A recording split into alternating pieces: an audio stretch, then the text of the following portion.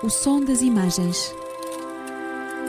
Imagens que passais pela retina, porque não vos fixais. Um podcast de Carlos Magno. A imprensa internacional faz perguntas com palavras e tenta dar respostas com imagens. Esta tendência, que é também detectável nos jornais e revistas portugueses, mostra uma agenda angustiada em que os jornalistas parecem procurar leitores que compreendam a sua dificuldade de fazer notícia.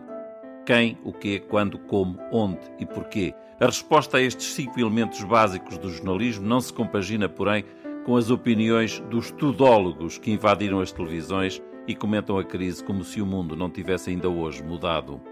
Uma das alegrias íntimas para quem observa a crise da imprensa é sentir que muito vai ter que mudar na edição de jornais e revistas logo após esta pandemia. Quem é que hoje vai a um quiosque para satisfazer a curiosidade ou satisfazer um interesse informativo? Não falo apenas dos quiosques físicos nas nossas cidades, falo também destes quiosques digitais em que vão procurando espécies raras de capas de revistas ou primeiras páginas de jornais que me surpreendam e façam a tal diferença. Começo por isso pela review do Guardian, uma revista amarela que tem o desenho de um lápis afiado ao alto. É aparentemente uma capa simples, mas diz tanto, diz tudo da angústia geral. Como ser criativo em tempo de crise? Pergunta o Guardian. Neste podcast vou tentar diversificar os títulos editoriais e os temas que a imprensa estrangeira tem vindo a tratar.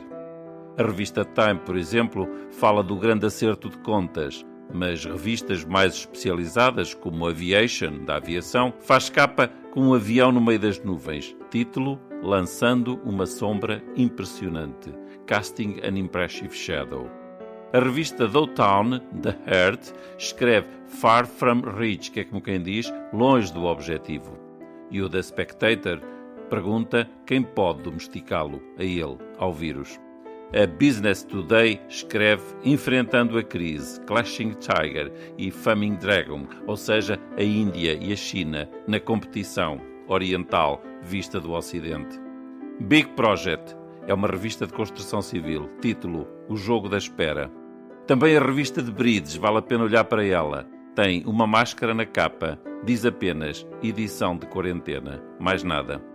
No Piauí há uma revista chamada exatamente Piauí, brasileira, Bolsonaro a beijar a morte. É uma imagem que dominou as redes sociais nos últimos tempos. Bolsonaro, o presidente brasileiro, beija apaixonadamente o esqueleto da morte com uma ceifeira. No Observateur, o Covid Stories, 10 histórias extraordinárias. E na revista Film Comment, ensaios sobre o mundo congelado. O cinema em isolamento. Traz um casal de fantasmas a voar, Frozen, completamente gelados, como se fossem uma espécie de feiticeiro de Oz, sem vassoura, sem os mitos tradicionais do cinema, só um casal a voar, mas congelado. A Vox, a revista Vox, tem teclas na capa. O teclado de um computador, simplesmente. E em cima de cada uma dessas teclas, pessoas em posições mínimas e em tamanho minúsculo, umas sentadas, outras a dormir. Um casal, por exemplo, parece apanhar sol em cima de uma tecla. Mas toda aquela gente procura um lugar em cima da tecla. Como quem diz, eu ando à procura também de arranjar o meu próprio espaço digital. No Le Monde Diplomatique, a primeira página do jornal tem 2 círculos. Num círculo está o corona a lastrar e no outro uma pessoa só, filmada em plano picado. Os 2 círculos já se misturaram. A contaminação desenha uma espécie de elipse e o título é muito direto. O estado do vírus e o estado da economia global. É a geometria para nos explicar a doença, a economia e o estado da alma perante o princípio da incerteza. Para cada elemento da vida moderna, há uma tentativa de mudar a chave, dizia ainda a mesma capa da revista Vogue. Mas, na realidade, muito pouca gente quer mudar, muito pouca gente quer sair da sua zona de conforto. A revista Fact, do Dubai, traz uma casa árabe, um azul do Golfo nas paredes e uma janela iluminada. Lá dentro da casa, minaretes e mesquitas. No céu da mesma casa, em vez de estrelas, o vírus corona. E o título, Ramadan at Home, o Ramadão em casa. Interessante também é ver da Worcester Magazine. A missão continua. A semente da mostarda trabalha para alimentar os famintos no meio da pandemia. Isto é, o molho do Worcestershire, que é o chamado molho inglês, descoberto no século XVI, que só se tornou popular no século XX e que serviu fundamentalmente para tornar as comidas um pouco mais apetecíveis. Mas é curioso que este molho inglês resulta de uma mistura de culturas. É bom lembrar isto depois do Brexit. No próximo podcast tentarei regressar à filosofia sem esquecer a luta de classes que hoje se trava nas televisões e nas ruas desertas onde já se procura comida. Por isso mesmo é que talvez o Irish Times escreve: o governo enfrenta uma batalha para garantir o pagamento do Covid Welfare State, que é, como quem diz, o estado do bem-estar.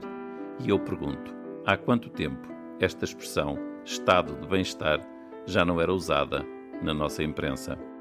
O mundo mudou muito. Os jornais mudaram relativamente pouco. Toda a gente fala do paradoxo que é hoje consumir-se muita informação e as empresas editoriais não terem o respectivo retorno porque a publicidade está a fugir e os grandes motores de busca ou agregadores de conteúdos vampirizam o espaço mediático. Talvez por isso valha a pena segmentar e lembrar que neste momento qualquer pequeno projeto local pode ter alcance global se souber situar-se na rede e criar conteúdos que suscitem duas coisas instintivas naturais. Por um lado, a curiosidade e, por outro, o interesse por aquilo que se está a passar à nossa volta. O som das imagens. Um podcast de Carlos Magno.